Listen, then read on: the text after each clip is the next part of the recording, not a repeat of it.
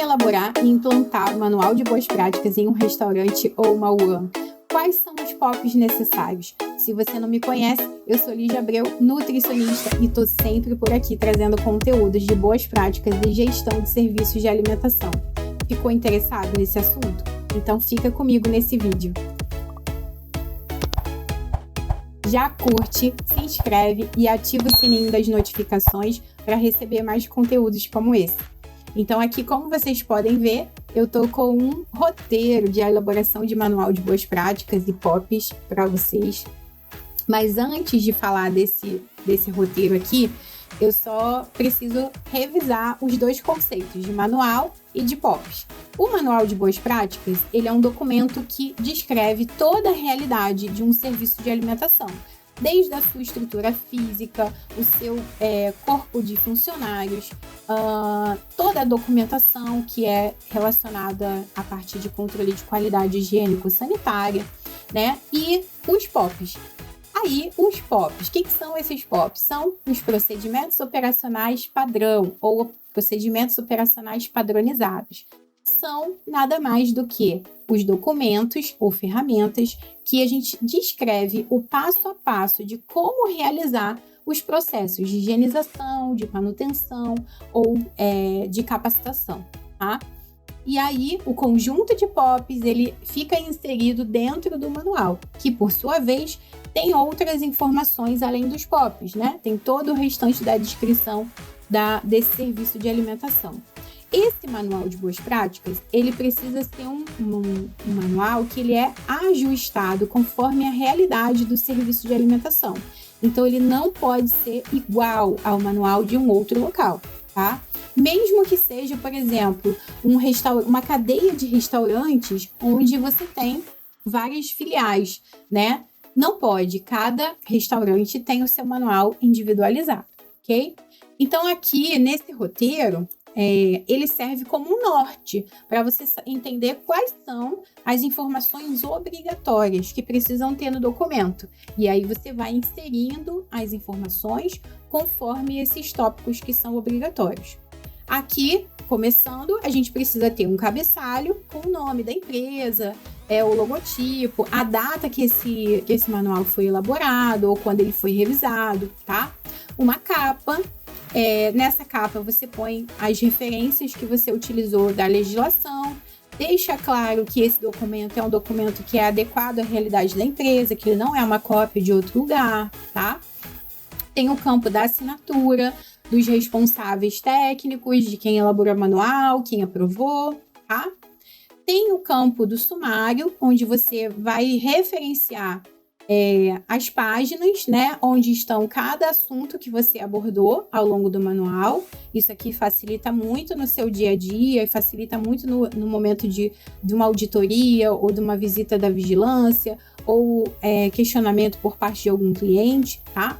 Para você encontrar as informações que você precisa.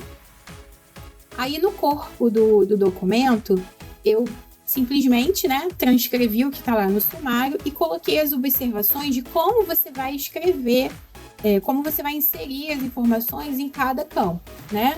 Então, por exemplo, no campo de identificação do local, é importante que você tenha os subitens, né? Então, eu vou colocar aqui, eu tenho três, é a identificação do local.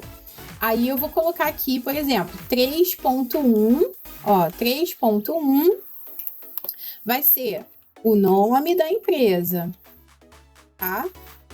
Aí na sequência vem 3.2, vai ser o CNPJ, tá? E assim por diante. Eu vou lançando as informações aqui, tá? Nesse documento. Na parte de edificação, instalações e equipamentos móveis e utensílios, eu vou fazer a descrição. Eu posso colocar o layout aqui ou eu posso colocar como anexo, tanto faz, tá? O layout é aquela planta baixa que a gente pega com a parte da manutenção, né? O pessoal da engenharia e coloca. E coloco também o POP relacionado à higienização de estrutura física. Aqui eu coloquei, por exemplo, como exemplo, né, o anexo POP 01, mas você vai referenciar conforme você for escrevendo, tá? Se esse é o seu POP 01, você vai colocar aqui referenciado. Na sequência tem o controle de vetores e pragas, que também precisa ter o POP, abastecimento de água, manejo de resíduos, manipuladores. Todos esses aqui você precisa ter os POPs relacionados, tá? E precisa fazer a descrição minimamente conforme a RDC 216. Se você tiver no seu estado ou no seu município alguma legislação além da RDC, que é federal, você também pode inserir aqui, tá? A parte da documentação e os anexos. Então, isso aqui é o que é necessário para você fazer o corpo do seu documento. E na sequência, eu deixei aqui o roteiro para vocês elaborarem os POPs, né? O POP, então, ele, da mesma forma, ele precisa ser adequado à realidade de cada local, tá? E precisa ter essas informações aqui obrigatoriamente. Então, quando que ele foi emitido, qual é o título que você deu para esse documento, né? Qual é o número de identificação desse documento. Por isso que fica POP 01, POP 02, tá? E no corpo desse documento, do POP, você vai ter que fazer a descrição e objetivo do procedimento. E aí eu deixei aqui algumas informações que podem ajudar vocês, né, a como fazer essa descrição. A verificação e monitoramento. Da mesma forma, deixei aqui algumas dicas, né, de como fazer a descrição da parte de verificação e monitoramento. As ações corretivas e os registros, que podem ficar aqui no corpo também do documento ou podem ficar em anexo, tá? Fica a critério de vocês. E a responsabilidade técnica, vocês vão descrever a quem compete cada etapa, cada ação que é realizada em relação a esse POP. Aqui eu botei até um exemplo, ó. Por exemplo, a realização de higienização de piso, parede, teto e janela. Ele é de responsabilidade dos auxiliares de serviços gerais.